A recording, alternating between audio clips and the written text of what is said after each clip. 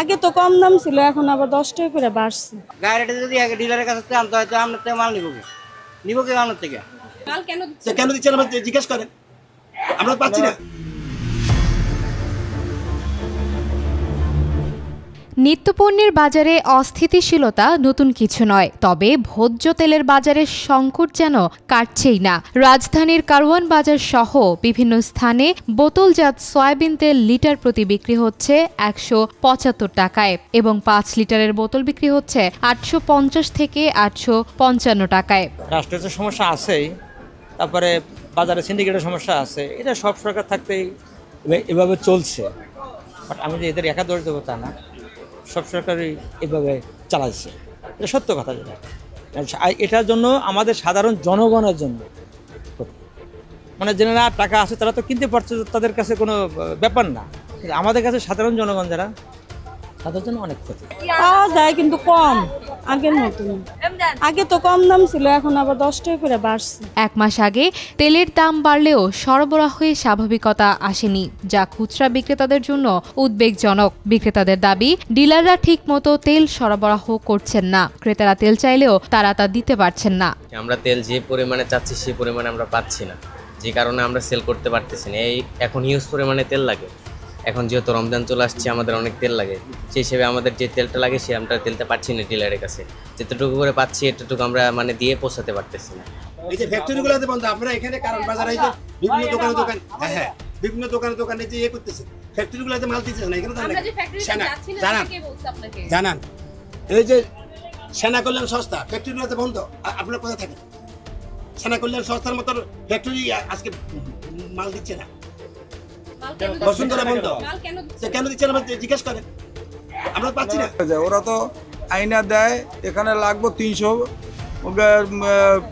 Carton তেল প্রতিদিন, দেয় 50 কার্টন, তো শর্ট থাইকেই যায়। মিলালারাই তো করতেছে, মিলালারা যখন তেল দেয় না তাদের বিরুদ্ধে কিছু নিলেই তো হয়ে যায়, তারা কেন দিবে না? এগুলো কোম্পানির কাছে কেন দেয় না, কেন ডিলারের কাছে পাওয়া যায় না, এটা কোম্পানির কাছে দেন। তো এখন আমরা গায়ে রেটে মাল বেচলে কে নিব? আমরা এখানে পাইকারি বেচতে হবে না? গায়ে রেটে যদি আগে ডিলারের কাছে আনতে হয় তো আমরা তো মাল নিব কি আমার থেকে? যদিও পাইকারি বিক্রেতারা সরবরাহ স্বাভাবিক বলে দাবি করেছেন, তেল আছে তবে ক্রেতা নেই এমন অভিযোগও রয়েছে তাদের। তেল নাই, এটা আসলে হলো মিথ্যা কথা। আসলে সর্ব জায়গায় তেল আছে, যখন তেলের সরবরাহ যারা ডিলার এবং যারা এলসি করছে ওনারা যদি তেল দেয় কোম্পানি, ওই তেলের সরবরাহটা বাজারে থাকে।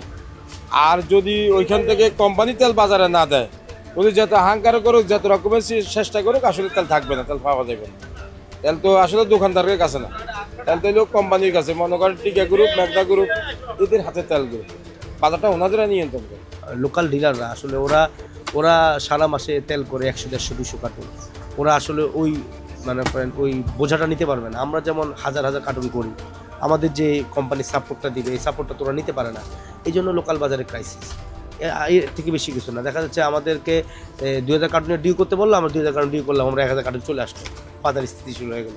কিন্তু ওদের 2000 কার্টন, ওদের 200 কার্টন বললে ওরা মনে করেন হতভম্ব হয়ে যাবে, টাকা পাবে কোথায়, বা ওই পরিমাণ টাকার তাদের রিজার্ভ থাকে না। সাম্প্রতিক সময়ে আন্তর্জাতিক বাজারে সয়াবিন ও পাম তেলের দাম বৃদ্ধি পাওয়ায় জাতীয় রাজস্ব বোর্ড পণ্যটির উপর কর অব্যাহতি দিয়েছে, যা আগামী 31 মার্চ পর্যন্ত বলবৎ থাকবে। তবে এরপরেও বাজারে ভোজ্য তেলের সংকট এবং দামের ঊর্ধ্বগতি নিয়ে ক্রেতা বিক্রেতা উভয়ের অভিযোগ রয়েছে। কেউ বলছেন বাজারে ভরপুর তেল রয়েছে, কেউ আবার বলছেন বাজারে তেলের সংকট, কেউ বা একটিমাত্র তেলের বোতল নিয়ে বসে আছেন বিক্রির অপেক্ষায়, কেউ আবার অভিযোগ তুলেছেন বাজারে ক্রেতার সংকট। আসলে সত্যি কোনটা? প্রশ্ন উঠে এসেছে, এই পেছনে কি রাষ্ট্রীয় কাঠামোগত দুর্বলতা রয়েছে, নাকি বাজার সিন্ডিকেটের কোনো কারসাজি রয়েছে? ফারিয়া আহমেদ তন্নি, বাংলাদেশের খবর, কারওয়ান বাজার, ঢাকা।